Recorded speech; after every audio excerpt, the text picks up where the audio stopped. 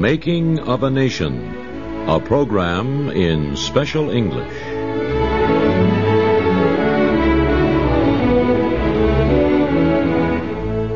As we reported last week, the United States declared war on Britain in 1812. It did so because Britain refused to stop seizing American ships that traded with France, Britain's enemy in Europe. At last, after a change in government, Britain suspended the orders against such neutral trade. But it acted too late. The United States had declared war. The United States Navy was not ready for war. It had only a few real warships and a small number of gunboats. It could not hope to defeat the British Navy, the most powerful in the world. What the United States planned to do was seize Canada, the British territory to the north. 2,500 British soldiers guarded the border, and American generals believed they could win an easy victory. They were wrong. An American general named William Hull led 2,000 men across the Canadian border. British soldiers were prepared, and they forced the Americans back. The British fought so well that General Hull surrendered all his men and the city of Detroit. The next American attack was made from Fort Niagara, a military center in New York on the shore of Lake Ontario. A small group of American soldiers crossed the Niagara River and attacked the British. Other Americans, state soldiers of New York, refused to cross the border to help against the British. They calmly watched as British soldiers shot down the attacking Americans. The third campaign was made by General Henry Dearborn. He led an army of state soldiers from Plattsburgh, New York, to the Canadian border. He was to cross the border and attack Montreal. But the state soldiers again refused to cross the border. Dearborn could do nothing but march them back to Plattsburgh. British forces at this time were winning victories. They captured an American fort in northern Michigan, and Indians fighting for the British captured a fort at the place now known as Chicago. Instead of marching through Canada without difficulty, the Americans found themselves trying hard to keep the British out of the state of Ohio. For a while, the weak little American Navy was doing better than the Army. Just 2 months after the war started, the United States warship Constitution forced a British ship to surrender. Several months later, another American ship, the Wasp, captured the British ship Frolic. Then, the frigate the United States defeated one of Britain's most famous fighting ships, the Macedonian. The British ship was captured and brought to the United States. There were other victories at sea. At the end of 6 months, the United States Navy had captured 6 British ships and lost only one of its own vessels. Private American trade ships had been armed with guns when the war started. They too were successful against the British. They captured more than 300 British trade ships. The American successes forced Britain to bring more of its fighting ships into the war with the United States. By the middle of 1813, a year after the war started, British ships controlled the United States coast. Not an American ship could enter or leave any port south of New England. The military situation was improving in the West. William Henry Harrison, governor of the Indiana Territory, formed a large force to try to capture Detroit from the British. At the same time, Captain Oliver Perry built 5 warships on Lake Erie. With these and 4 he already had, Perry met and completely defeated an English naval force. Perry reported his victory to Harrison. "We have met the enemy, and they are ours." Perry's victory and Harrison's large force caused the British to withdraw from Detroit and from a British fort at Malden in Canada. Harrison's men continued to chase the enemy. They caught them and defeated them in the Battle of the Thames. Killed in this battle was the great Indian chief Tecumseh, who had been fighting for the British.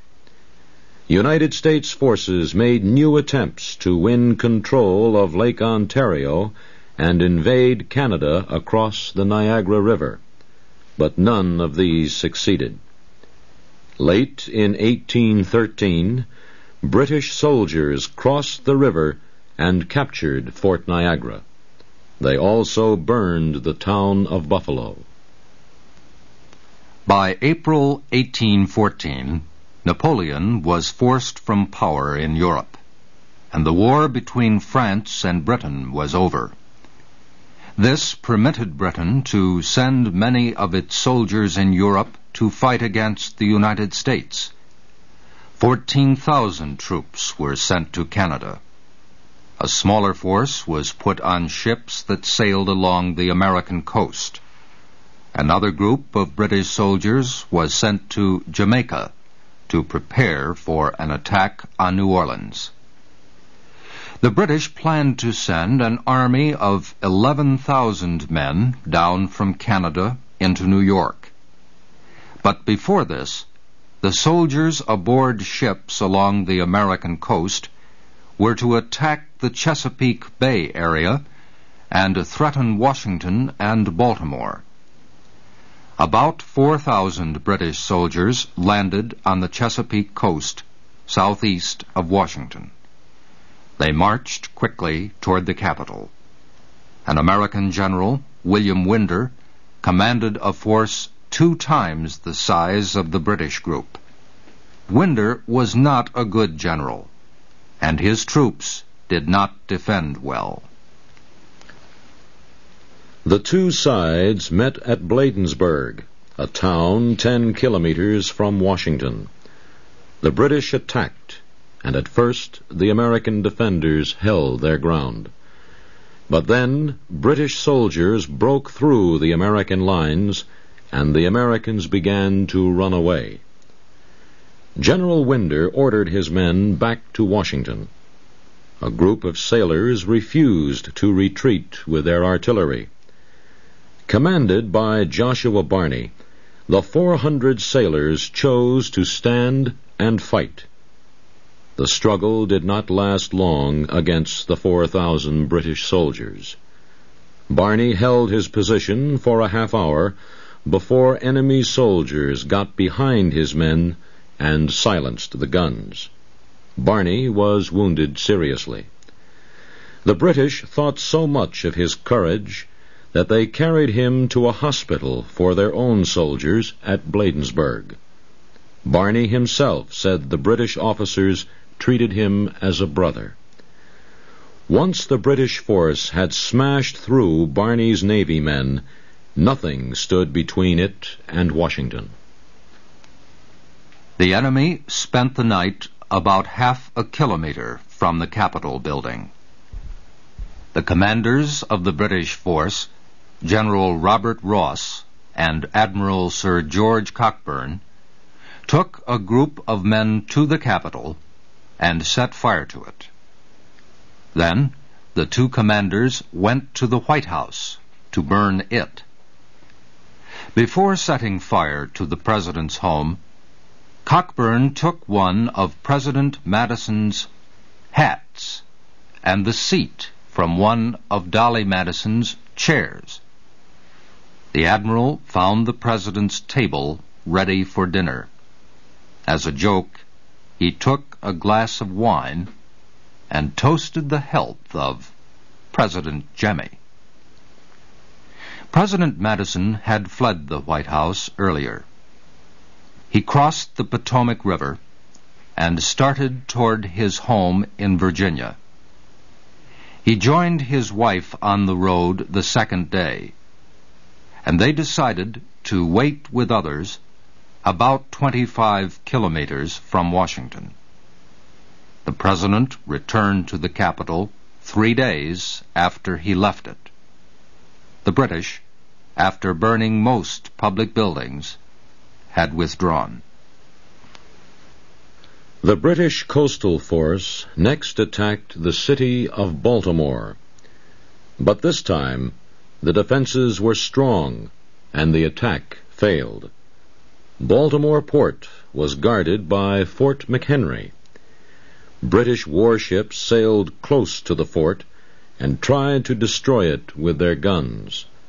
But the attack did little real damage to the fort.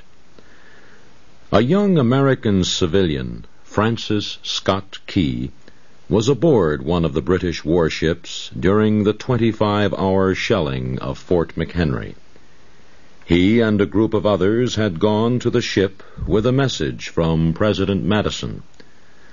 The message asked the British to release an American doctor they were holding. All through the night, the young man watched the shells bursting and the rockets exploding over the fort. In the first light of morning, he saw that the American flag still flew.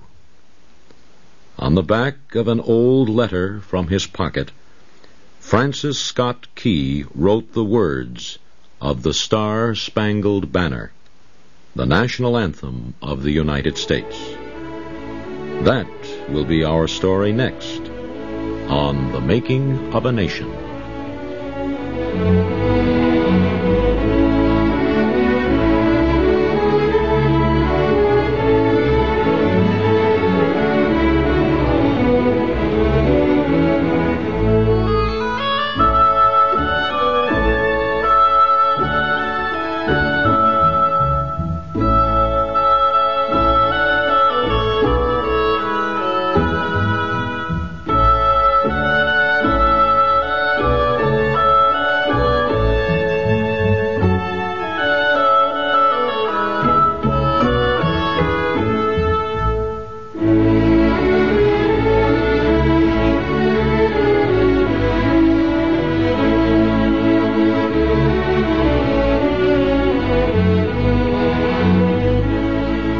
Been listening to the special English program, The Making of a Nation.